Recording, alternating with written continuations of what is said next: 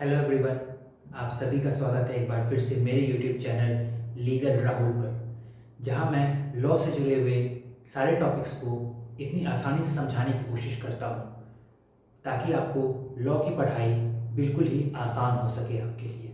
तो स्वागत है आपका मेरे यूट्यूब चैनल पर।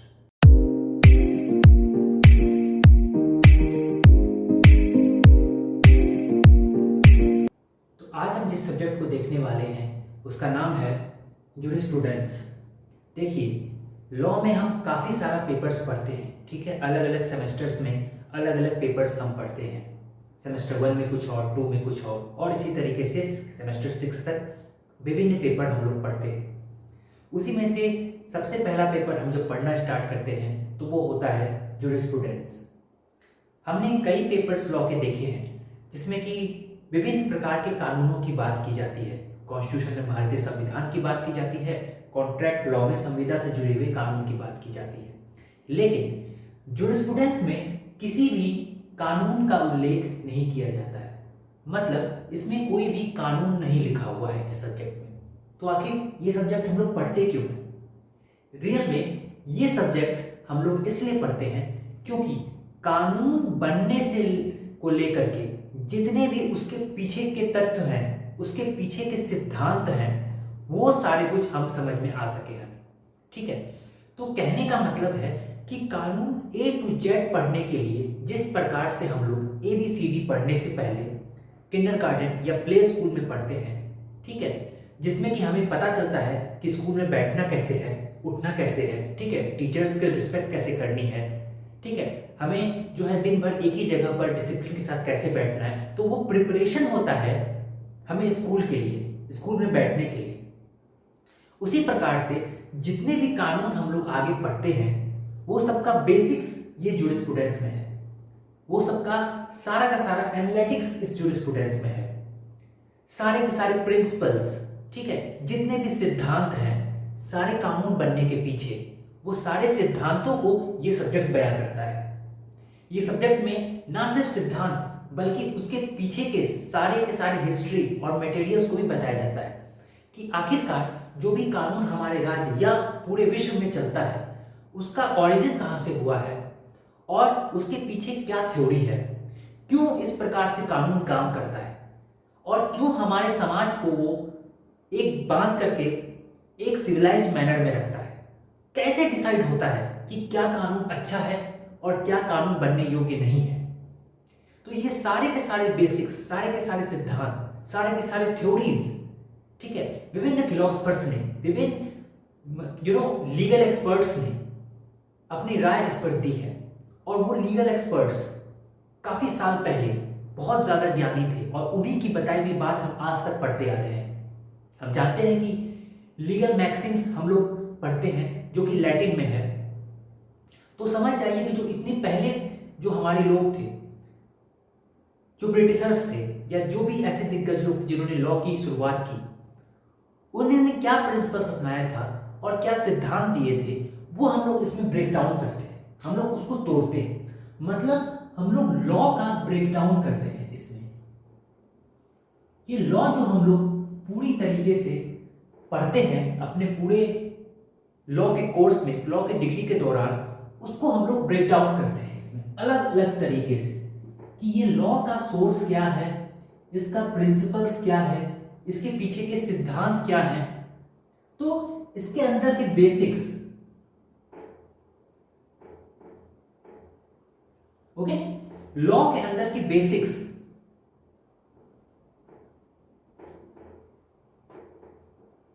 प्रिंसिपल्स, ओके, और साथ ही साथ एनालिसिस करते हैं इसमें।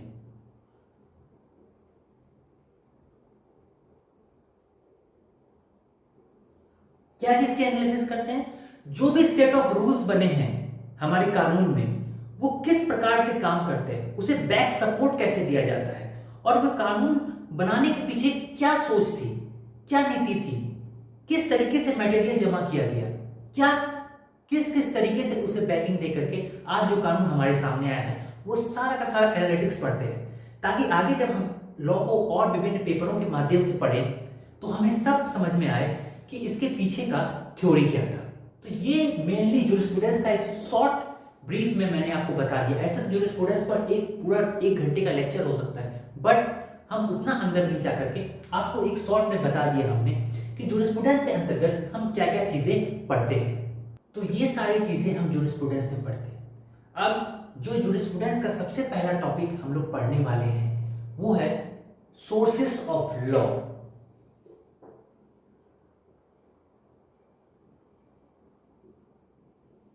सोर्सेस ऑफ लॉ, इसका मतलब है कि कानून की उत्पत्ति कहां से हुई। ठीक है, कानून जो हम पढ़ते हैं वो आने का स्रोत क्या है, ओरिजिन क्या है, what is the origin of law. ठीक है, हर एक चीज, जो भी चीज इस दुनिया में एग्जिस्ट करती है, इस दुनिया में है, उसका कहीं ना कहीं कोई ना कोई सोर्स जरूर है। ठीक है, उसी प्रकार से जिस प्रकार से हम कानून पढ़ते हैं उसका भी कहीं ना कहीं सोर्स जरूर है, वो उसकी भी उत्पत्ति जरूर हुई है कहीं ना कहीं से। तो इतने सारे कानून हैं, इतने सारे वर्ल्ड में अगर हम देखें तो कितने सारे कानून होंगे, बहुत ज्यादा। जो सिर्फ इंडिया में ही इतना कानून है तो वर्ल्ड में तो हम बता नहीं सकते कितना ज्यादा कानून है ना। तो उसका सोर्स कहाँ है, आखिर वो चीज का आइडिया हमें कहाँ से आता है कि क्या चीज हमें कानून में रखना है और क्या चीज नहीं रखना है। ठीक है, वो सारे सोर्सेस हम लोग क्या करते हैं, हम लोग सोर्सेस ऑफ लॉ टॉपिक में पढ़ते हैं। ऑस्टिन ने कहा था कि सोर्सेस ऑफ लॉ के बारे में ऑस्टिन ने एक बहुत ही अच्छी लाइन कही थी कि source of law is sovereign. क्या कहा था, source of law is sovereign.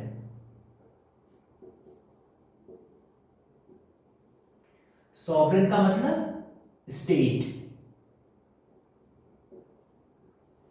Sovereign का मतलब ऐसा पावर जिसको, जो स्वतंत्र रूप से अपने आप को चलाने की कैपेसिटी रखता हो, अपना कानून स्वयं बनाता हो और अपना पूरा का पूरा जो उसका साम्राज्य है उसको स्वयं अपने बल पर चलाने की काबिलियत रखता हो।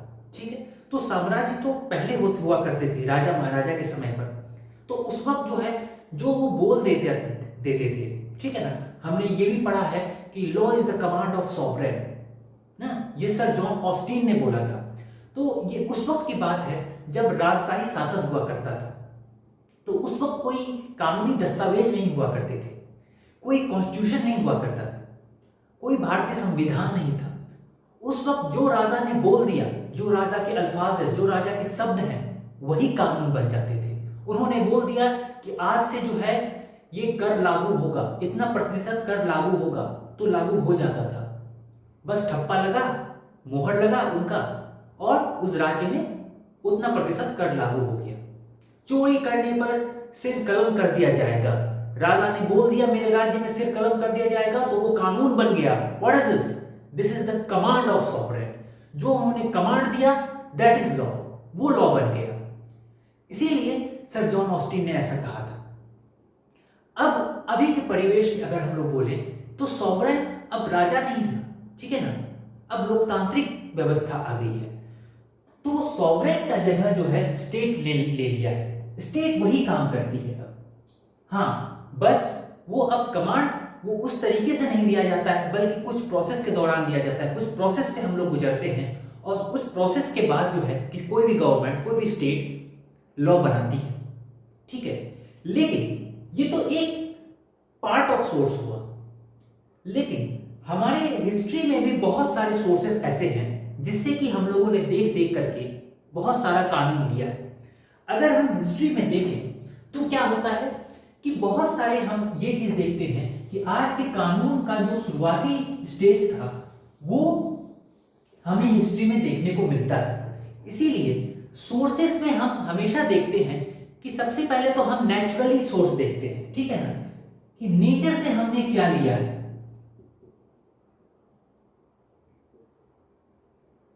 नेचुरल सोर्स, फॉर एग्जाम्पल किसी को अगर 2 थप्पड़ मारा जाए तो उसे कष्ट होता है, ठीक है, उसे दर्द पहुंचता है। मतलब नेचर ने बताया कि ये बुरी बात है, किसी को कष्ट पहुंच रहा है, इसका मतलब ये गलत हो रहा है। तो किसी को मारना पीटना कानूनन जुर्म है। तो ये तो एक एग्जाम्पल हुआ। इसी प्रकार से नेचर के द्वारा बहुत सारे यूनिवर्सल फैक्ट्स हैं जो हमने नेचर से लिए हैं, ठीक है। उसके बाद हमने कहां से लिए हैं? रिलीजन से।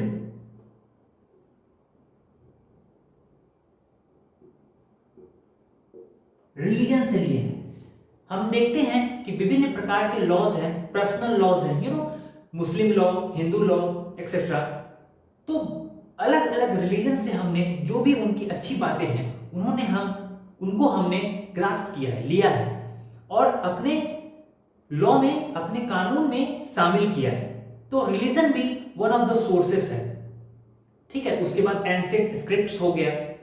तो हम पहले जमाने की व्यवस्था देखते हैं कि उस वक्त जो है समाज में किस प्रकार से लोग रहते थे, कैसे अच्छाई और बुराई में भेदभाव किया जाता था, कैसे बुरे लोगों को सजा दी जाती थी, ठीक है, कैसे उस वक्त शासन चलाया जाता था। तो हम जब अपने हिस्ट्री से हमेशा सीखते हैं, ठीक है, हिस्ट्री से हमेशा सीखा जाता है कि हम जब पुराने पन्ने पलटाएं तो हम उससे क्या अच्छा सीखें, ये हमें हमेशा आगे ले जाता है। उसी प्रकार से कानून में भी जब हम पहले के पन्ने पलटाते हैं तो हमें कुछ सीखने को मिलता है, भले ही हमारा रिलीजन हो, नेचुरल या यूनिवर्सल लॉ हो, या फिर हमारा स्क्रिप्चर्स हो, उससे हम अच्छी चीजें सीखते हैं और कानून बनाते हैं। तो ये भी एक प्रकार का सोर्स है, ये भी एक स्रोत है कानून बनने का। यहां से भी हम देख रहे हैं कि किस प्रकार से कानून का सोर्स कहां कहां से निकला है, कहां कहां से उत्पत्ति हुई है इसकी, है ना। अब आगे जब हम सोर्सेस की बात करते हैं तो सैलमन ने, जो कि सोशियोलॉजिकल स्कूल में आते थे, उन्होंने जो है लॉ के सोर्सेस को आगे दो हिस्सों में कैरेक्टराइज किया है। ओके, तो जो कानून का हमारा स्रोत है वो आगे कितने हिस्सों में कैरेक्टराइज हुआ है? दो हिस्सों में, formal and material. Okay, formal source and material source, ये दोनों सोर्सेस को हम देखेंगे। सबसे पहले आते हैं फॉर्मल सोर्स के ऊपर, ठीक है। तो फॉर्मल सोर्स जो होता है ये वैसे सोर्स होते हैं जो कि कानून को उसका पावर देते हैं, उसका व्यक्तित्व देते हैं, उसकी पहचान देते हैं, ठीक है, उसका इफेक्टिवनेस बढ़ाते हैं। ऐसे सोर्सेस जो कि कानून को रियल में वो जो काम आज कर रहा है वो काम करने लायक बनाता है। तो इनडायरेक्टली अगर बोले हम तो ये एक बैक सपोर्ट ही नहीं बल्कि उसको आगे ढकेलने का काम करता है। जैसे कि फॉर्मल सोर्सेस में क्या आ गया? जैसे हमारा भारतीय संविधान, कॉन्स्टिट्यूशन, और उसके बाद क्या आ गया? हमारा सुप्रीम कोर्ट, सर्वोच्च न्यायालय। वो क्या करती है? वो हमेशा देखती रहती है कि सही और गलत कहां है। जहां भी उसे लगता है कि कानून यहां शिथिल पड़ रहा है वहां वो ढकेलती है, उसे पुश करती है ताकि उसे पावर मिल सके सही और गलत में भेदभाव करने का और रॉन्ग डूइंग को रोकने का और राइट डूइंग को आगे बढ़ाने का। उसके बाद हमारे जो फंडामेंटल राइट्स हैं वो भी एक फॉर्मल सोर्स ऑफ लॉ है, जहां पर कि वो हमें बताता है कि कानून के द्वारा प्रत्येक व्यक्ति को हमारे भारतीय संविधान में क्या क्या अधिकार दिए गए हैं, मूलभूत अधिकार क्या क्या दिए गए हैं। ये मूलभूत अधिकार हमेशा ही हमें याद दिलाता है कि क्या चीजें हमारे लिए जो बेसिक नीड्स है हर एक इंसान की, वह कभी भी ब्रेक नहीं होना चाहिए, वह कभी भी नहीं टूटना चाहिए। ये पावर देता है, ये फॉर्मल सोर्स है। ये हमें बताता है कि किस प्रकार से कानून काम करता है, किस प्रकार से कानून पावर दे रहा है, हमें बता रहा है। आज क्या होता है, अगर हमारा कोई भी फंडामेंटल राइट्स वायलेट होता है तो हम डायरेक्टली जो है सुप्रीम कोर्ट में अपील कर देते हैं। हम डायरेक्टली जो है क्या करते हैं, वहां पर जाकर के अपना आर्गुमेंट देते हैं कि साहब हमारा फंडामेंटल राइट्स वायलेट हुआ है। तो ये फंडामेंटल राइट्स, ये ड्यूटीज, ये कॉन्स्टिट्यूशंस, ये सुप्रीम कोर्ट, ये हमें पावर दे रहा है ये कानून को कि तुम आगे बढ़ो, ठीक है, कभी भी न्याय का साथ मत छोड़ो। तो ये सोर्स है, ये स्रोत है जो कि कानून को एक प्रकार से जो आज वो है, जो उसका इमेज बना हुआ है कि न्याय सबसे ऊपर, वो इमेज बनाने में मदद करता है। तो ये फॉर्मल सोर्सेस होते हैं कानून की। उसके बाद नेक्स्ट नंबर पर आते हैं मटेरियल सोर्स। मटेरियल सोर्स जैसा कि नाम से प्रतीत होता है कि ये क्या है कि मटेरियल सोर्स हमेशा ही जो है पीछे के मटेरियल देता है, फैक्ट्स देता है, ठीक है, कि तुम कहां से जो है उसका समराइज ले सको, समरी ले सको तुम, ठीक है, कहां से तुम निचोड़ ले सको, कहां से तुम जो है देख करके एनालिसिस करके अपना जो है बात पूरी तरीके से ग्रास्प कर सको। मतलब कि अगर हम देखें तो एक थ्योरेटिकल पार्ट, एक पार्ट ऑफ लॉ जो कि हमें बताता है कि कानून किस प्रकार का होना चाहिए, ये तुम्हें कैसे समझ में आएगा, तो ये एक मटेरियल सोर्स से समझ में आएगा। फॉर्मल सोर्स क्या किया, उस मटेरियल सोर्स को आगे पावर दिया, पुश किया, ताकि वो जो है उसको कानून जो है स्थापित हो सके हमारे समाज में, ठीक है। लेकिन मटेरियल सोर्स हमें मटेरियल दिया, हमें फैक्ट्स दिया कि किस प्रकार से मटेरियल जो है हमारे कानून के लिए क्या क्या चीजें जरूरत होती है, ठीक है। जैसे कि पास्ट में बहुत सारे केसेस हो गए, ठीक है, इंटरनेशनल लेवल पर केसेस हो गए, तो ये जो है मटेरियल सोर्स से ही हमें पता चलता है कि पीछे से हम क्या चीज सीख सकते हैं। ये हम इधर से ले लेते हैं और पावर हम इधर से ले लेते हैं, तो दोनों मिल करके जो है सोर्स अपना पूरा करता है कानून का। अब मटेरियल सोर्स को भी आगे दो पार्ट में डिवाइड किया गया है, हिस्टोरिकल एंड लीगल, ठीक है। ज्यादा टेंशन लेने की जरूरत नहीं है, भले ही ये कितनी भी बार डिवाइड हो जाए, बट हम इसे इस तरीके से समझेंगे कि सारा कुछ जो है समराइज होकर के हमारे माथे में बिल्कुल चुटकी की तरह बैठ जाएगी। जूरिस्प्रूडेंस देखने में बहुत ही हार्ड पेपर लगता है, बट अगर आप उसे इंटरेस्टिंग बना करके एक एक पार्ट उसका अलग अलग करके अगर आप आसानी से समझने की कोशिश करें तो आपको ये बहुत ही आसान लगेगा, और यही कोशिश के लिए मैं ये वीडियोस बना रहा हूँ, ठीक है। तो देखिए हिस्टोरिकल सोर्स, जैसा कि नाम से ही पता चल रहा है हमें कि ये हिस्ट्री बेस्ड है, ठीक है।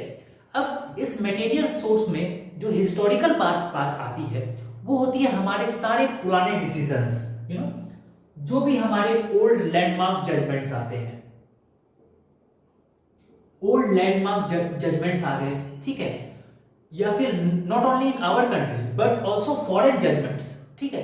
विदेश में कहां पर कौन सा ऐसा केस हुआ था जिससे कि हम सीख सकते हैं, तो हिस्ट्री में मैंने जैसे बताया कि हिस्ट्री से हमेशा हम सीखते हैं, तो ये मटेरियल वहीं से उठाया जाता है कि हिस्ट्री में कौन सा ऐसा लैंडमार्क जजमेंट हुआ था जिससे कि हम चीजें सीख सकते हैं, तो वहां से ओल्ड केसेस का लैंडमार्क जजमेंट्स उठाया जाता है, ठीक है।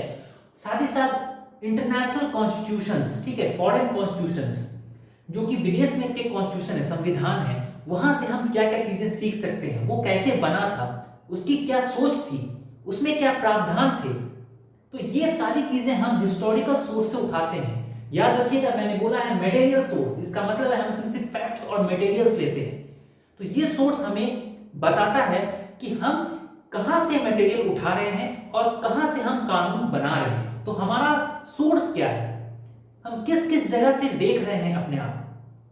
लोग बोलते हैं ना कि दूसरों की अच्छाई देखो, समाज में किस किस लोग में अच्छाई है उस अच्छाई को देखो और अपने अंदर ग्रहण करो, अपने आप को सीखो। उसी प्रकार से हमारा कानून भी है, तरह तरह से अलग अलग देशों से वो अच्छी अच्छी बातें लेता है, फॉरेन कंट्रीज से उसने अच्छी बातें ली, फॉरेन कॉन्स्टिट्यूशन से उसने अच्छी बातें ली, और वो बन गया मटेरियल सोर्स, और मटेरियल सोर्स में हिस्टोरिकल सोर्स आ गया, ठीक है। लेकिन चूंकि ये जो है अलग अलग जगहों से उठाया हुआ रहता है, तो इसे जो है लीगल रिकॉग्निशन नहीं मिलती है, लीगल रिकॉग्निशन नहीं मिलती है। क्यों नहीं मिलती है? क्योंकि ये अलग अलग जगह से मल्टीपल सोर्सेस से रहता है। हाँ, ये जरूर है कि ये हमें आगे चल करके कोई भी एक नया कानून बनाने में मदद जरूर करेगा, ठीक है। हमारे दिमाग में ये फैक्ट रहेगा कि हमने ये मटेरियल कहीं देखा था, उसी से जो है हम इंस्पायर होकर के नया कानून बना सकते हैं, बट इसे हूबहू हम कहीं नहीं उतार सकते हैं क्योंकि ये एक लीगल जो है ऑथराइज सोर्स नहीं रहता है, ठीक है। तो मल्टीपल सोर्सेस से हम लेते हैं, इसीलिए इसे लीगल रिकॉग्निशन नहीं मिलती है, बट क्योंकि ये एक मटेरियल रहता है तो इसे हम दिमाग में रख करके एक नया कानून जरूर बना सकते हैं, ठीक है। ये हुआ हिस्टोरिकल सोर्स। अब हम आते हैं लीगल सोर्स के अंतर्गत। तो लीगल सोर्स जैसा कि नाम से पता चलता है ये कानूनी है, ठीक है। हम कहां कहां से लीगल सोर्सेस लेते हैं, कानून के मदद से हम कहां कहां से वहां से सोर्स उठा रहे हैं, ठीक है। तो लीगल सोर्स के अंतर्गत क्या आता है, लेजिस्लेशन, ठीक है, प्रेसिडेंट एंड कस्टम, ठीक है। ये तीनों सोर्सेस जो हैं ये तीनों सोर्सेस के लीगल वैलिडिटी होती है। क्यों? क्योंकि ये कोई फॉरेन कंट्रीज से नहीं लिए जाते हैं, ये अपने ही स्टेट के, स्टेट मतलब जब हम लोग कानून में जब स्टेट की बात करते हैं, जब हम लोग नेशनल लेवल पे, इंटरनेशनल लेवल पे स्टेट की बात करते हैं, तो स्टेट मतलब एक राज्य नहीं, स्टेट मतलब कोई एक कंट्री, ठीक है। ये तो अपने ही कंट्री से लिया गया ये सोर्स होता है। तो जब अपने ही कंट्री से सोर्स लिया जाएगा तो ऑफकोर्स सी बात है उसमें वैलिडिटी होगी। और ये वैलिडिटी कहाँ से आती है? लेजिस्लेशन से, ठीक है। पार्लियामेंट में कोई कानून पास हुआ, ठीक है ना, बिल पास हुआ, उस पर डिस्कशन हुआ और सारे प्रोसेस के बाद, प्रेसिडेंट के सिग्नेचर के बाद वो कानून जो है वो पास हो जाता है, तो लेजिस्लेशन, ठीक है।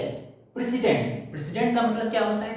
कोई भी ऐसा जज जिन्होंने अपनी डिसीजन में कोई कानून बनाया हो। प्रेसिडेंट के बारे में हम जो है विस्तार पूर्वक बात करेंगे आगे चल करके। अभी के लिए आप इतना ही समझ जाइए कि जहां पर भी कानून पहले से नहीं होता है वहां पर जज के पास डिस्क्रिशनरी पावर होता है कि उन्होंने कोई डिसीजन दे दिया सिर्फ सुप्रीम कोर्ट के जजेस के पास, और वो क्या हुआ, वो एक कानून बन गया। हमने आए दिन जो है हम अखबार में, टीवी में, न्यूज़पेपर में देखते रहते हैं कि सुप्रीम कोर्ट का फैसला कानून बन जाता है। सुप्रीम कोर्ट का फैसला पूरी तरीके से माना जाता है ऑल ओवर इंडिया में, ऑल ओवर नेशन में। तो वो क्या है? दैट इज प्रेसिडेंट, ठीक है। ये राष्ट्रपति वाला प्रेसिडेंट नहीं है, दिस इज प्रेसिडेंट, ओके। मतलब जजों के द्वारा दिया गया फैसला, दैट इज प्रेसिडेंट। उसके बाद आता है कस्टम, ठीक है। जो हमारे सोसाइटी में जो भी कस्टम्स चले आ रहे हैं पहले से, वो कस्टम से किस प्रकार से सोर्सेस आता है, वो सारा कुछ जो है लीगल सोर्सेस के अंतर्गत पढ़ाया जाता है, लीगल सोर्सेस के अंतर्गत आता है। तो आज हमने क्या क्या चीज देखा? आज हमने देखा जो स्टूडेंट्स में हम क्या पढ़ते हैं, ठीक है, सोर्सेस किसको कहते हैं और किस किस प्रकार के सोर्सेस हम जो स्टूडेंट्स के अंतर्गत पढ़ेंगे, ठीक है। तो ये एक सोर्सेस ऑफ लॉ का एक इंट्रोडक्शन था, ठीक है। अब नेक्स्ट क्लास में हम लोग क्या पढ़ेंगे? हम लोग जो ये लीगल सोर्सेस ऑफ लॉ है इसको एक एक क्लास में, एक एक वीडियो में, एक एक टॉपिक को डिस्कस करते जाएंगे, लेजिस्लेशन को, प्रेसिडेंट को और कस्टम को। तो ये बहुत ही इंपॉर्टेंट टॉपिक है सोर्सेस ऑफ लॉ का। उम्मीद है आपको ये क्लास समझ में आया हो। अगर कोई भी प्रॉब्लम हो इस पूरे टॉपिक से रिलेटेड तो आप कमेंट सेक्शन में जरूर क्वेश्चन कीजिएगा, मैं हर एक कमेंट का रिप्लाई दूंगा। कोई भी अगर क्वेश्चन हो तो मैं उसका जवाब दूंगा। और हाँ, वीडियो पसंद आया हो तो एक लाइक जरूर कर दीजिएगा। Thank you.